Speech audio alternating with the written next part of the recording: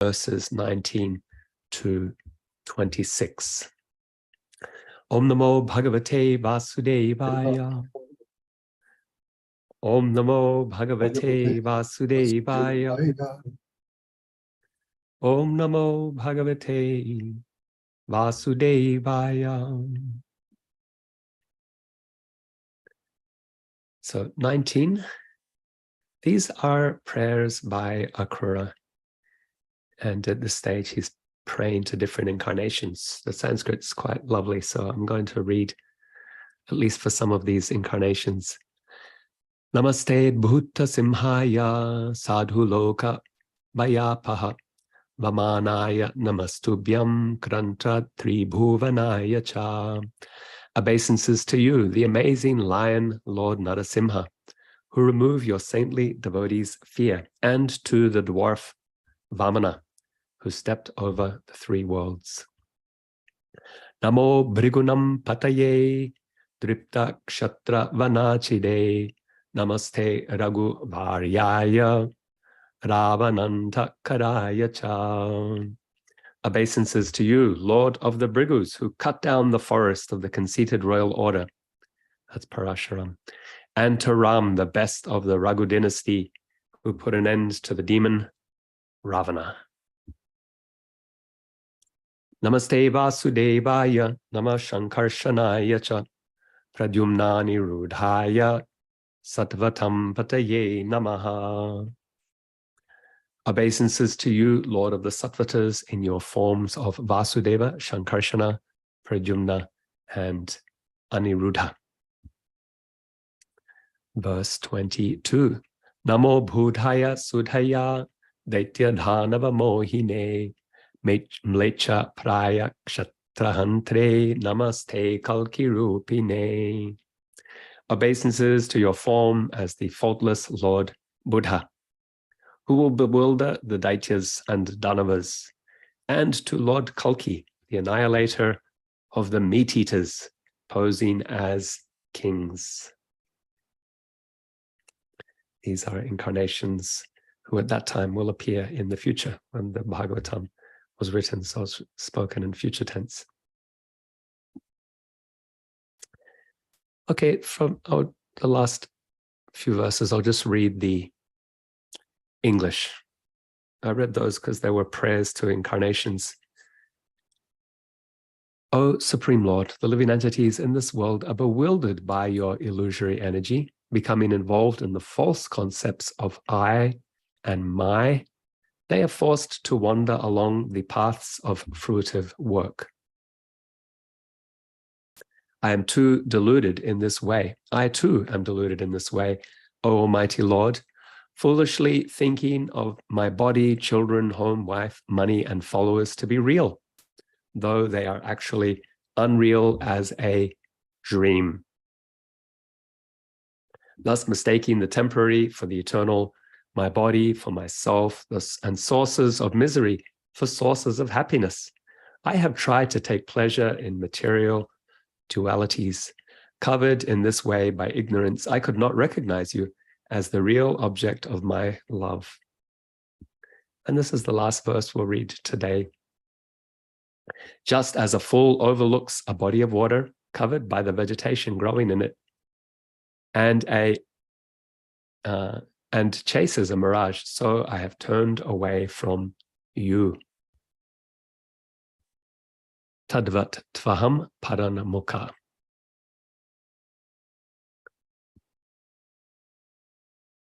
So we'll speak on these verses. Omagyan timirandasya jnananjana shalakaya chakshurun militam jena tasmai Shri Guruve namaha. Shri Chaitanya Mano Bhistam Stapitam Yena Bhutale Swayam Rupa Kada Mahyam Dadati Savadantikam Vancha Kalpatarubhyascha Kripa Sindhubhyevacha Patitanam Pavanebhyo Vaishnavebhyo Namo Namaha. My obeisances to all of you, to all Vaishnavas, to Srila Prabhupada and our Acharyas, to Sri Sri Gaurnitai and to Sri Sri Radha Muralidhara. This section that we are discussing is very important for us in the practice of bhakti, particularly if we are interested in prayer, one of the angas of bhakti mentioned by Prahlad Maharaj, one of the navangas or the 9 practices of bhakti. You may have experienced when we pray to Krishna, we connect with him in a very intimate way. Sometimes we spontaneously pray when we're faced with difficulty or a challenge. You might wonder, how should I pray? On one hand, we express whatever it is we're feeling in our hearts. On the other hand, it might be prudent to learn from the great teachers and to learn from their example. Otherwise, our prayers may be neophyte, or they might reflect only a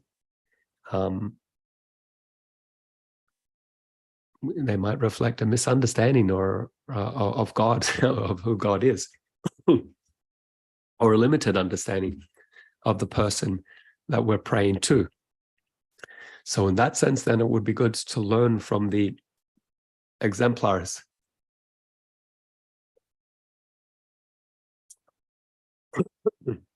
And in that light, we should take interest in the prayers of Akrura. But Rupa Goswami, he gives his name as the exemplar for Vandanam, or the bhakti process of prayer. That's another conversation, who the other exemplars are. Shravanam, Kirtanam, Smaranam, and so on. But for Vandanam, for prayer, it is Akrura. And right now we're reading Akrura's prayer. So let's pay attention then, just to understand his process. What is his process of prayer? How does he approach prayer? How does Akrura do prayer? I think that's something we can all be excited to understand. And as we learn from Akrura, we can also look at the prayers of other people in the Bhagavatam, because there's lots of prayer in the Bhagavatam.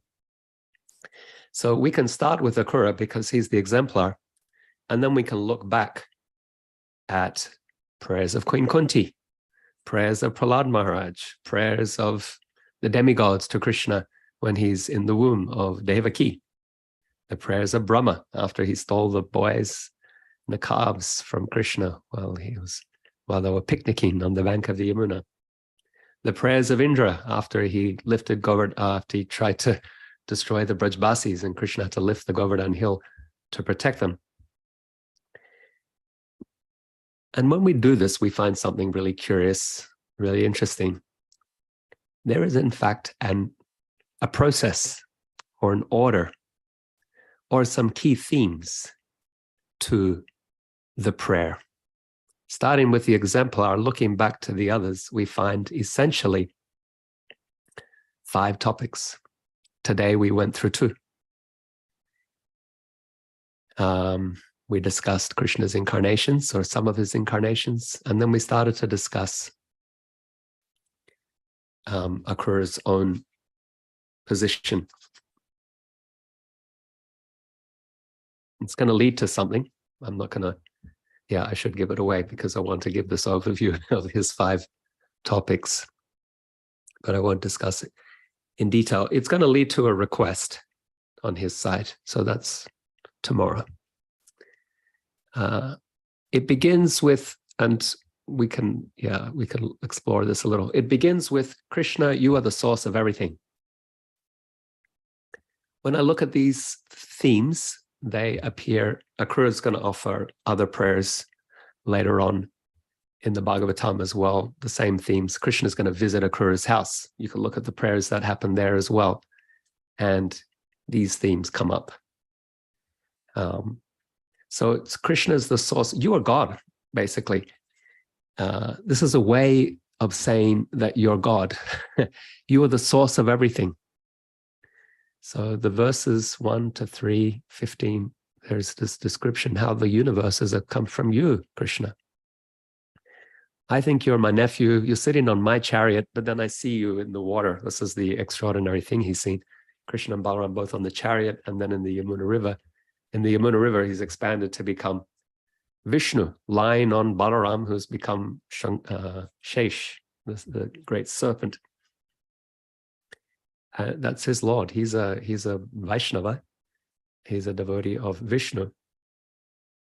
So you are the source of everything. And then his next point, verses also 1 through to 12, is how am I going to glorify you?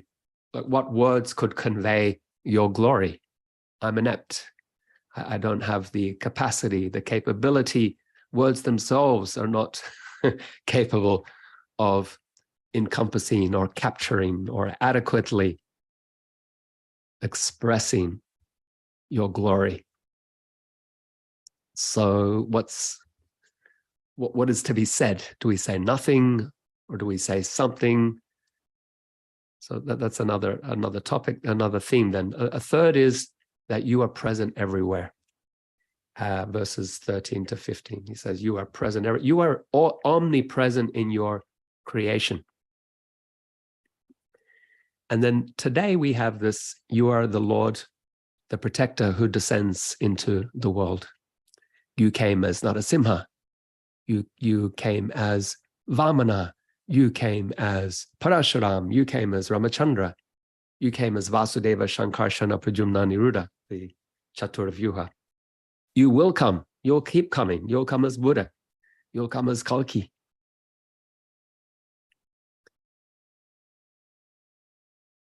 And then finally, he started to talk about himself again, to say, I'm really fallen. I'm conditioned.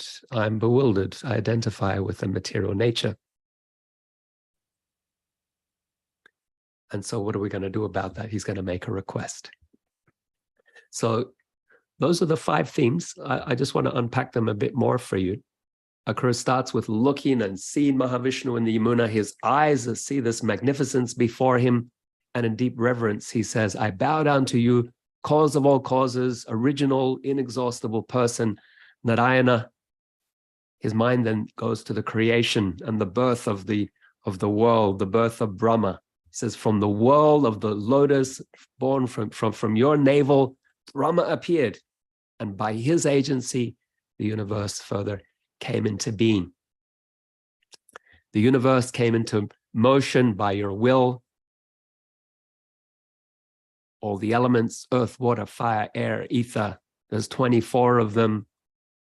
The demigods that rule them, they're all born from you, from your body.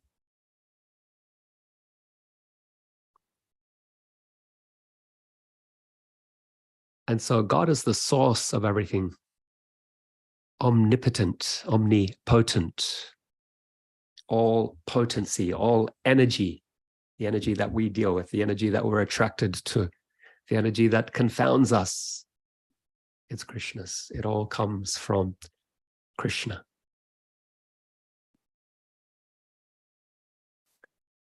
I told you the other prayers in the Bhagavatam, they pick up this theme as well. I gave you a long list of different personalities, Kunti, Indra, Prahlad, and so on. What does Kunti say? She says in first canto, chapter 8, verse 18, she says, like an actor, you appear to be my family member, my nephew, but actually you are God, the origin of everything. And Indra, in the 27th chapter of this 10th canto, he says, you appear to be a cowherd boy, but you are actually Narayan, who is the source of creation and the universal lotus on which Brahma is born. So this is a key theme for these prayers. The lesson for you and I, we remember our position as Krishna's parts. He is the source, and all property is to be used in his service. We are to be used in his service. Whatever things we think are ours are to be used in his service, because he is the origin, the omnipotent source of all that is. And then the next theme was humility and the relationship. How am I going to glorify you? Akrura, he looks at different paths of devotion. Verses 1 to 12 is quite wonderful. He says, the yogis, they worship you as present within all living beings, Adhyatma, as the elements that form their bodies, Adibhuta, as the presiding deities that guide them, Adideva.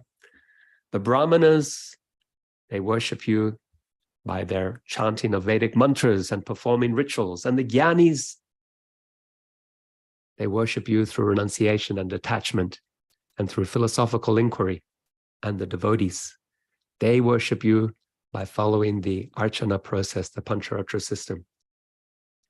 So you're approached by different types of worshippers, each one trying to worship you and honor you and glorify you in their way, because there is no one way that is complete in its glorification of you. Prahlad Maharaj, he approaches this problem, how to glorify God in his prayers. He says, how can I properly glorify you? I'm the son of a demon and I'm a child, and the demigods, they haven't succeeded in glorifying you and making you peaceful. So what are we going to do? Brahma sent me here to pray to you. This is basically a task that has failed even before it's begun. But then he says, but your devotional service is powerful. And so by the power of devotional service, let me glorify you as Gajendra did. What were his qualifications? He's an animal. But you were pleased by his prayers. So please be pleased by my prayers as well. Kunti, she says, Ajnad oksajam avyayam. You are beyond the range of the senses. You are beyond our capability to perceive, to understand, to glorify, to describe.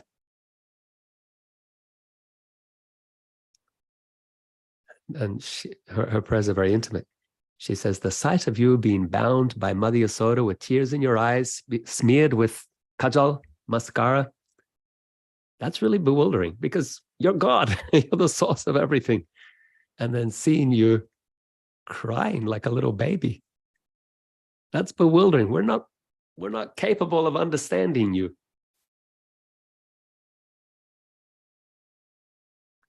Some say you appeared to please King Yadu. Others say that Vasudeva and Devaki prayed to you and you appeared for them. Others say you're the son of Brahma.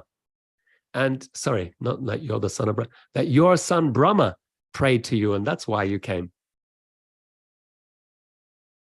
Another view is that you came to establish the process of bhakti to free the living entities from suffering.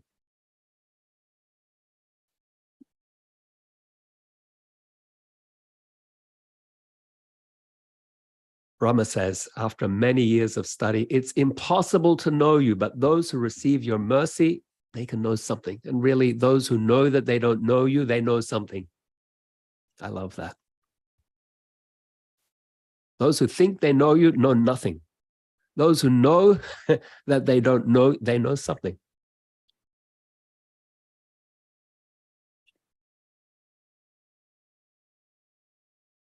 And so the lesson for you and I was, when we approach Krishna, we approach with humility, recognizing that we will never fully understand him, that our prayers will be deficient, but then we make the effort anyway.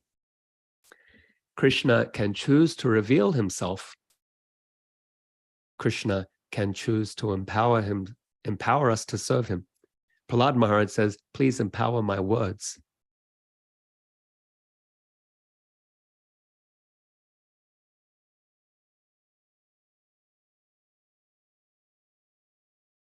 In a lot of the prayers I analyzed, this point either comes first or second. So the devotee is standing before Krishna and they say, I can't glorify you. Or they say, you are the source of everything. How am I going to glorify you?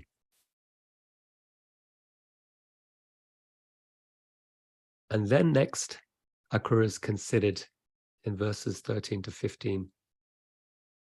How Krishna is present throughout his creation. He's omnipotent. He's present in his energies, the three modes of nature. They appear to govern everything, but they don't. They're acting under his will. He is, he's present among all living beings, generating different forms and demigods. And then you get this beautiful description found throughout the Vedas. Fire, Agni, is your face. The earth is your feet. That's how Akrura is meditating. Surya is your eye. The sky is your navel. The directions are your sense of hearing. The chief of demigods are your arms. The oceans are your abdomen. Heaven is your head. The wind is your vital air and physical strength. The trees and plants are the hairs on your body. The clouds, the mountain is the hair in your head. The mountains are your bones and nails. The days and nights are your blinking eyes. So wonderful. Recognizing Krishna is not just the source, but he's present everywhere throughout his creation. From omnipotent to omnipresent.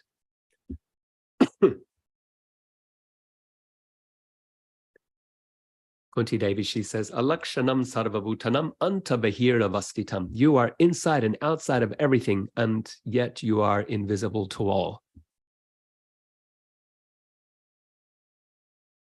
The demigods praying to Krishna in the womb, they compare the universe to an upside down tree with its many roots and branches and leaves, and they say, Krishna, you are the tree. And Brahma says, although you are in the universe, the whole universe is within you. As you demonstrated, showing the entire universe to Mother Yasoda when she looked into your mouth.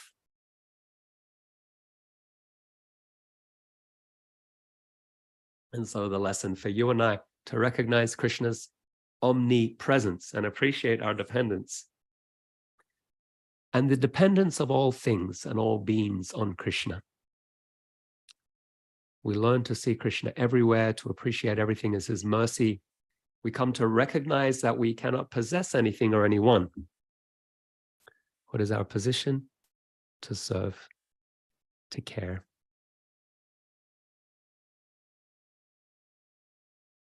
And then today's theme picks up verses 16 to 22. Sukadeva Goswami is considering in his heart Krishna's divine incarnations that have graced the world. To enjoy your pastimes, you manifest yourself in various forms in this world. And these incarnations cleanse away the unhappiness of those who joyfully chant your glories. I pray to your incarnations, my obeisances to Matsya, who swam about the ocean of dissolution. My obeisances to Hayagriva, who rescued the Vedas and killed Madhu and Kaitava. My obeisances to the gigantic tortoise, who had his back itched by the great Mandala mountain during the churning of the milk ocean. Obeisances to Lord Boar, Varahadev, who enjoyed lifting and protecting the earth. She is in fact his wife, his consort. They had a child. The child of Varahadev and Bhumi. I'll leave that. You can further explore. Who is that child? We think of protecting the earth, or you can also think about the earth as Krishna's wife, our mother. Mother Earth, Goddess Earth, wife of Lord Vishnu. Obeisances today to you, Narasimha, who removes the fear of your devotees. Obeisances to Vamana, who stepped over the three worlds, Trivikrama.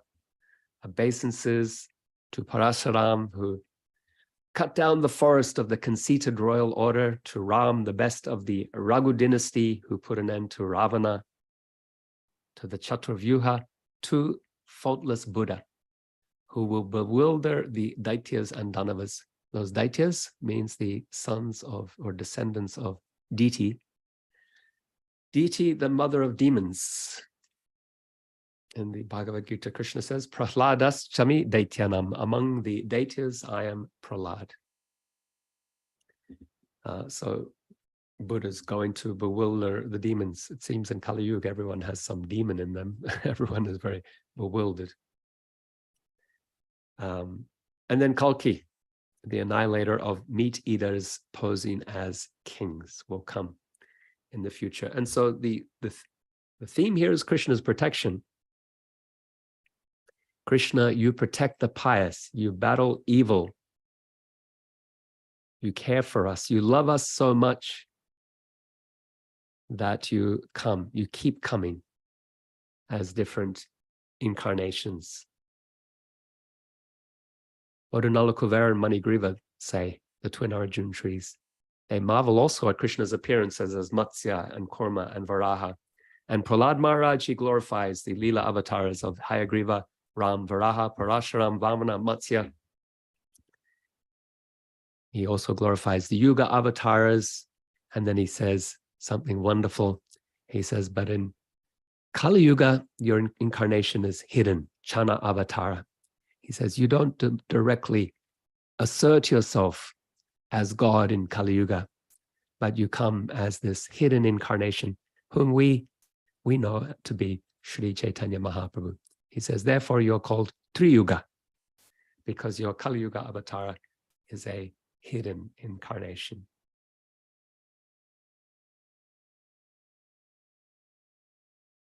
And so all the prayers, the main prayers in the Bhagavatam, they also pick up this theme of glorifying the avatars. And finally, the last theme here. So we have God as omnipotent, the relationship, how do we glorify? God as omnipresent, God as, we could say, omnibenevolent. His benevolence is that he's coming and he's trying to save. He's trying to help with his different avatars out of his care and concern. So 3 Oms, and then the devotee's inability to glorify, and then finally the request. We started the request today. Akrura's reflections come back to him. They take the personal turn. Generally in our prayer, we start with the request, Krishna, please help me. That's our prayer. That's how we know to do prayer. Krishna, I'm in a lot of trouble here. I need your help. Here we can learn something else about how to pray. You start by glorifying Krishna. Krishna, you are the source of everything. Everything is come from you. I can't properly understand you, but I'm going to try to glorify you in a way which pleases you. You are present everywhere in your creation. If you're asking for help, these are nice ways of kind of everything comes from you. You're present everywhere. You can do everything. You come into the world all the time out of your care. Now, please help me. So there's a nice logic to this development of prayer that we see here in Akrura and all the other great prayers of the Bhagavatam. So what's the request? He's talking about the ego. He's talking about this notion of I and mine that have led to fruitive action. He's going to say that in his own life, it's filled, he says today, my own life is filled with attachment to family and wealth and identity, with identifying with the material nature, fleeting like a dream. With humility, he admits his limitations, comparing his misguided pursuits to chasing a mirage while neglecting the pure water that might be just covered over by some vegetation. What's he going to ask for? With this setup, what might he ask for?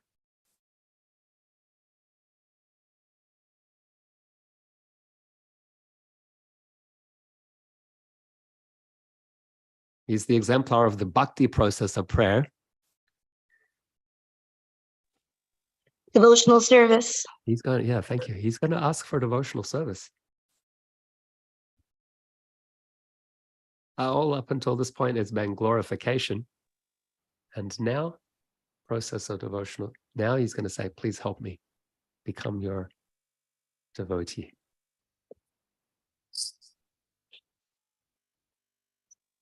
This bhakti, this process of devotion, that's the hope. He has hope amidst his imperfections. He's recognizing his imperfections. We should as well. We can learn from that. And then he says, please engage me in devotional service.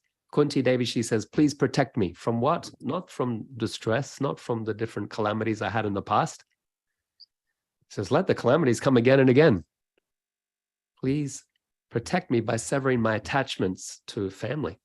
As the Ganges forever flows naturally to the sea, let my attraction naturally born to you. That's her request at the end of her prayers. Prahlad Maharaj has a request. He says, please cease your anger. Please give me shelter at your lotus feet. Instruct me how to serve you. He has a few. Let me have the association of your devotees and bless me to bring all people to the shelter of your lotus feet. That's a real Vaishnava, that compassion that we see in Prahlad. Nalakuvera and Manigriva, they pray, let us offer our obeisances to you. Let our senses always be engaged in your service. Indra, what did he do? He tried to kill Brajbasi. He says, please forgive me. Purify my intelligence and give me shelter. Be my guru. Brahma, who stole the boys and calves, he says, let me be counted as a devotee. Let me be engaged in your devotional service. Let me appear as grass in Gokul and be bathed by the dust of the Brajbasi's lotus feet. He's made an offense. He's stolen the Brajbasis. He wants to take shelter at their lotus feet, becoming a blade of grass. So these requests, they come at the end of the prayers of these great devotees. So I'm going to offer a prayer, and then I'm going to open for your reflections, comments, and questions. Beloved Krishna, journeying through Akrura's prayers side by side with other devoted voices within the Bhagavatam, we uncover an intricate choreographed dance woven with sentiments and emotions that transcend human expression. May Akrura's verses, akin to a celestial dance, guide us through the corridors of devotional prayer. At the outset, we lay our hearts before you, acknowledging your superior position as the supreme author and conductor of the cosmic symphony. As Kunti eloquently expressed, you manifest as kin, yet your origins are the wellspring of existence. Akrura's humility resonates, a reminder that your magnificence surpasses our grasp. Similar to Prahlad, we stand humbly before you, aware of our limitations, uttering, bestow upon our words a glimmer of your cosmic grandeur. Through Akrura's vision, we catch a glimpse of your omnipresence, a sustaining force within every leaf, every breath. As Kunti conveyed, you dwell both within and beyond, concealed from mortal sight. As Akrura contemplates your avatars, we perceive your unwavering love for creation, the defender of righteousness, the guardian of devotees. Prahlad's echoes resound in your incarnations as fish, tortoise, and boar. You sustain the universe, shield the virtuous, and dispel the sorrows. And thus, Krishna, within this tapestry of prayer, we tread in the steps of Akrura, seeking to absorb the quintessence of devotion. With humility, we request your presence in our words.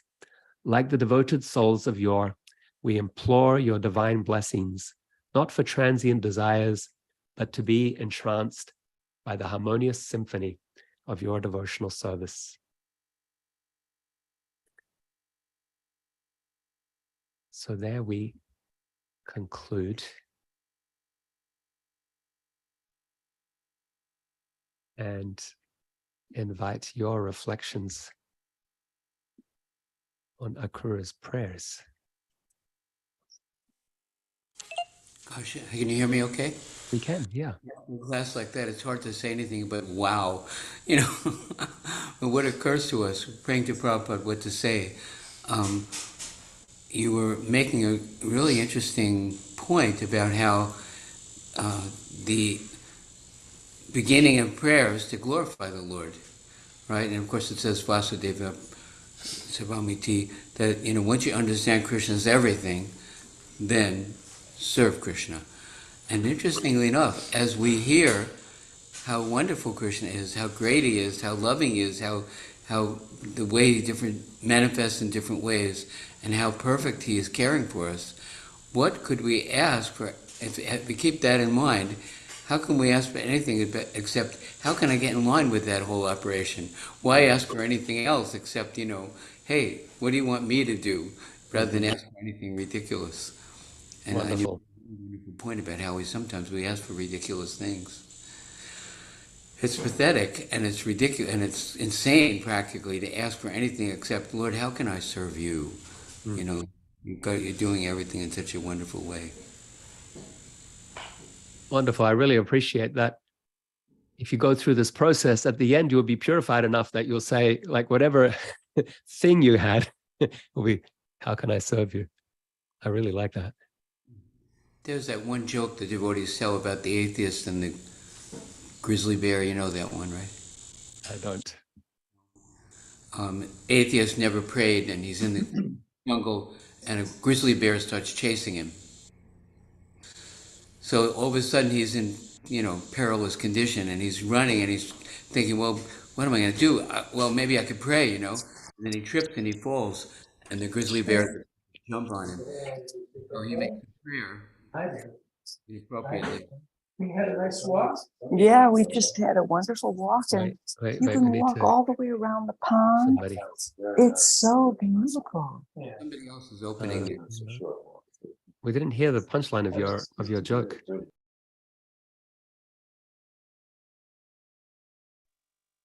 Hare Purush Prabhu. So the grizzly bear's about to jump on him. Yeah. So he offers a prayer, but he doesn't pray for the right thing. He says, Lord, please make the bear a devotee. Okay. A vegetarian. Okay. Praying, but praying for what, Right. Right. We've heard that so many times, but somehow it's appropriate that we have to be careful what we pray for. It's good to pray, but, the best thing is, Lord, how can I serve you? What did the bear say before he ate him? I Rabbi Jojo, because he became a devotee. Yeah. Thank you, Prabhuji. Oh, glory to Prabhupada. So we see Jeffrey and Jamuna Jaya have hands raised. Hare Krishna Prabhu. I was reflecting here about your description of the prayer and thinking about how Akrura just witnessed the gopis talking about being separated from Krishna. Mm-hmm. And so I feel like in your description of the prayer, there's like a literary function going on where the mendicant or the person offering the prayer is creating a wider and wider chasm between themselves and God. Mm. In fact, accentuating the separation verbally. Mm-hmm. And then by the end of the prayer, connecting again. Right. In some way. Yeah. And so it's almost like the prayer itself is flowing down that bhakti river between the banks of separation and union in some sort of way. Is that purposeful? Is that happening? Or is that just a speculative observation? So I love the realization and insight and the strands or the threads of union and separation, Sambhog and Vipralamba. They are the threads of relating with Krishna, the relationship with Krishna. And so it's wonderful that you've been able to see that those threads showing up or where they are within this tapestry. And it's just one more way that we can look at what's going on here. Any pastime we could look at or analyze in those terms. And so it's a nice framework, a nice bhakti framework for thinking about the relationship between the soul and God or between the devotee and Krishna. And so I haven't specifically heard our acharyas bring that up in relation to these prayers, but I mean, there are some prayers that are clearly Lord Chaitanya's Ashlisyava, they're prayers of separation, and others they're the devotees seeing Krishna, and so they're praying. But I love your analysis, and I would say yes, that is those are the frameworks given by our acharyas. Lord Chaitanya emphasized in particular, and so yeah, definitely bring that to this group of prayers, or these prayers in the Bhagavatam, and it brings out one more flavor for us to relish. Thanks. Krishna Prabhu. Thanks, Jeffrey. By your grace, we have these realizations. Thank you. Hi, Bhagavat Sangha. Thank you. And then Jamuna Jaya. Very well. Adi kind of said what I was going to say, but I was just, this whole past time reflecting, I had already decided that my Kartik vow was to look more deeply into prayers and to pick the prayers. And so and I, always heard that a cure was, the exemplar. And I never really got it, I think, until this exploration, because we've just been going so deeply. And when you went through the stages just now, and what does he ask for? And I'm like, and there it is, and one of the things that as we're getting to this point, we followed a cure's journey. And I was thinking that prayer is a journey. Mm-hmm. It really is, and he rides that chariot and he has anticipation. I love that section where he goes, and he will greet me. And that's the mood of prayer. It's a journey. It's our longing. And sure enough, he is there for us. So I've just been really appreciating this whole, because Krishna sent to me right on time, because exactly how I wanted to spend my Kartik is doing prayers. Yeah, amazing. And Thank so, you. yeah, thank you so much for sharing that. And also, there's another set of prayers that Akrura will offer when Krishna visits his house once they're in Mathura after Kamsa is killed. So you can look at those as well. And it's quite wonderful. What you'll see the same pattern. Yeah. Yeah, it's quite amazing. Thank you. Thank you so much. Yeah, thank you. And I love that insight, prayer as a journey. And then our acharyas are showing us this journey. I mean, one thing that I wondered at was when I looked at Prahlad and Kunti and Brahma and so many others in the Bhagavatam alongside Akrura, I could definitely see the same pattern. But then I thought about the gopis, and they don't. And so that's also because these are prayers to God. These are this is God here before them. And so the prayer is also saying, you are God. And how are you God? It's a very Bhagavatam way of saying what God is. Brahmeti, Paramatmeti, Bhagavan iti savyate.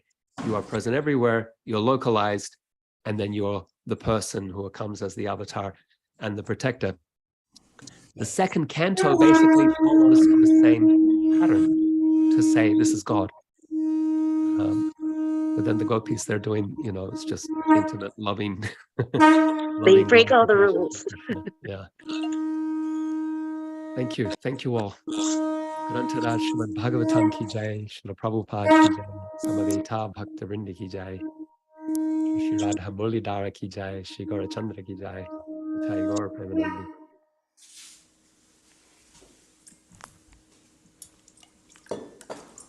Adi, we're counting on you to give us darshan of Radha Murlidhara. He's counting on you giving him darshan. You gotta press it. I did, but what happened? I know. Yeah. Okay, go. Okay. Go.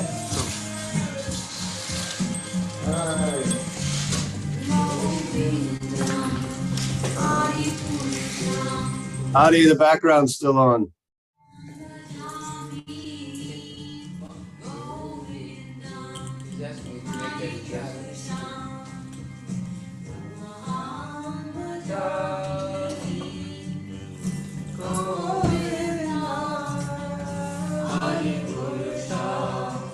We have darshan of a chair.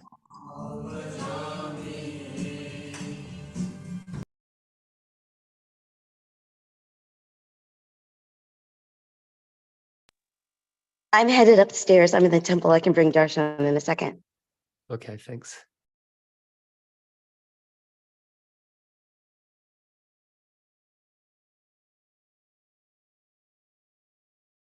There we are. Jai.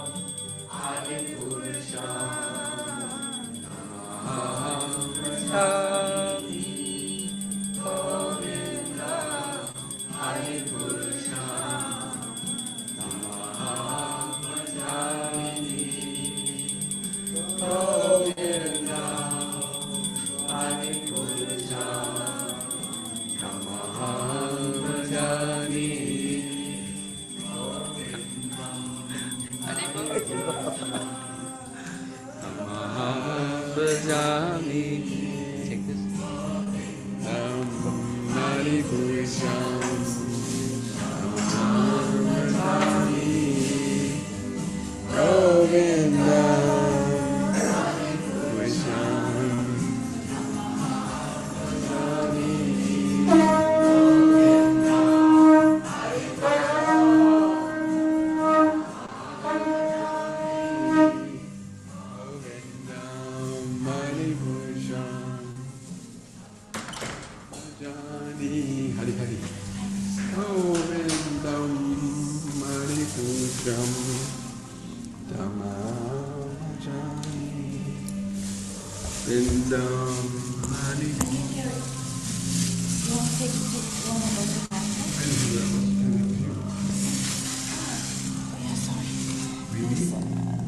It's very pokey. There's yeah, and then this is not very thin. Okay, we don't have Ananda Bihari to say goodbye to everyone. So, and Jeffrey looks like he's signed out.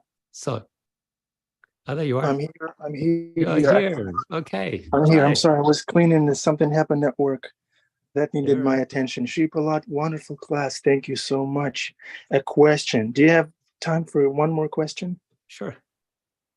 Is there an example anywhere in the Shastra where there was a prayer for the well-being of another person? How Yeah. to properly pray for another person's, maybe even health, material well-being. Right. Well, for Prahlad another. Maharaj prays for the benefit of all living beings, and it's quite wonderful. He's there in Jambudweep, and he's praying, may all people be happy, may all people be satisfied, may those who are envious give up their envy, and may everyone to be awakened to the process of bhakti. So it's a most wonderful prayer, one that is very, very inspiring. Yeah, may everyone be happy. Yeah, wonderful prayer by Prahlad. Yeah. Okay. Yeah. Thank you. Thank you, Shri Prahlad. Yeah. Thank you, Prabhu. There's the devotee in this sangha, Damodar Priya. She's having severe back pain, and let's all keep her and her family, Paul, Priya, Prema, in our prayers. She's such a wonderful devotee, selfless, compassionate, very gentle. Let's all keep Damodar Priya in our prayers. Damodar Priya, if you are watching this, we love you. We love you. We want you back. And we appreciate all the services you're doing. Thank you. Okay, Poppy says in the chat, May all beings everywhere be happy and free. Mhm. And may the thoughts, words, and actions of my own life contribute in some way to that happiness and to that freedom for all. Wonderful. Thanks, Poppy. Where is that from? Put the verse in the chat, please. Any? It's Yeah. not a Was that? verse. It's not from a verse. It's the translation of. It's the translation of Dukkha Samata Sukhinu 7:2. It's the translation of that. I don't think it's a verse. Not that I know of. Sorry. Okay, and where's that Sanskrit language from? Oh, Prahlad Prabhu put it's from Srimad. Is a Canto 5, Chapter 18. Yeah, that's Prahlad Maharaj's prayer. Oh, okay, thank you. There you go. Yeah, May thank the you. Thank entire you. universe be blessed with peace and good hope. May everyone driven by envy and enmity become pacified and reconciled. May all living beings develop abiding concern for the welfare of others. May our own hearts and minds be filled with purity and serenity. May all these blessings naturally flow from the supreme benediction. May our attention become spontaneously absorbed in the rapture of pure love unto their transcendent Lord. Srimad Bhagavatam, it's Prahlad Maharaj, 5:18, 9, translation by Ravinda Swarup Prabhu. What a wonderful prayer. Everybody, please take a screenshot of that. I already did. I'm going to study that prayer and apply it. Nice seeing you, Sundaranandaji. I got your honey. Call me. Hare Krishna. Hare Hare Krishna. Okay, dear devotees, this is it. It's raining outside, but let's see it as Krishna's mercy. That's the shower we're all taking together. We're all getting purified. In the fire, in the shower, however you want to see it. Shri Prahlad, we love you. Thank you very much. Wonderful class. As always, Shastrik, and you let everyone else speak. Thank you for that. Thanks for co-hosting Amita Kishori, Jeffrey Eckler, Poppy, wonderful shlokas you put up in the chat. Pink Yogi, Bhima Prabhu, Henry Prabhu, Venetia and Whiskey, Bruce Almighty, Yogeshwari, Amish Prabhu, Susan, Bell. Is that Ishwari Kishori? Ishwari Sundari, I'm sorry, Ishwari Sundari. Or another Bell. We don't know. Dana Kelly Prabhu, Hare Krishna. Okay, dear devotees, thank you so much. We love you and we need you. Come again tomorrow. Hare Krishna. And be happy. Be happy. Srila Prabhupada said, Chen Hare Krishna, and be happy. That's an instruction from the Guru. So let's be happy. Hare Krishna. Very well.